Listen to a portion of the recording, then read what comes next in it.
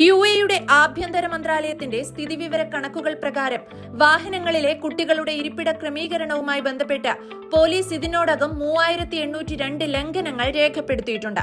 10 വയസ്സോ അതിൽ താഴെയോ പ്രായമുള്ള കുട്ടികളെയോ 145 സെന്റിമീറ്ററിൽ താഴെ ഉയരമുള്ള കുട്ടികളെയോ വാഹനങ്ങളുടെ മുൻസീറ്റിൽ ഇരിക്കാൻ വ്യക്തികൾ അനുവദിച്ച കേസുകളിലാണ് ലംഘനങ്ങൾ കണ്ടെത്തിയത്. അതുകൊണ്ട് തന്നെ ഈ നിയമത്തിൽ കർശന നിർദ്ദേശവുമായി രംഗത്തെത്തുകയാണ് അധികൃതർ. നിർദ്ദിഷ്ട ഉയരമോ പ്രായമോ മാനദണ്ഡങ്ങൾ പാലിക്കുന്നില്ലെങ്കിൽ കുട്ടികൾ പിൻസീറ്റുകളിൽ ഇരിക്കണമെന്ന് നിയമം അനുശാസിക്കുന്നു. ഈ നിയന്ത്രണം ലംഘിക്കുന്നത് പിഴകൾക്ക് കാരണമാകും. ഡ്രൈവർമാരോട് വാഹനങ്ങളിൽ ശരിയായ ചൈൽഡ് സേഫ്റ്റി സീറ്റുകൾ സ്ഥാപിക്കാൻ പോലീസ് ആവശ്യപ്പെട്ടിട്ടുണ്ട്. 4 വയസ്സിന് താഴെയുള്ള കുട്ടികൾ സേഫ്റ്റി സീറ്റുകൾ ഉപയോഗിക്കണമെന്ന് ഫെഡറൽ ട്രാഫിക് നിയമം അനുശാസിക്കുന്നു.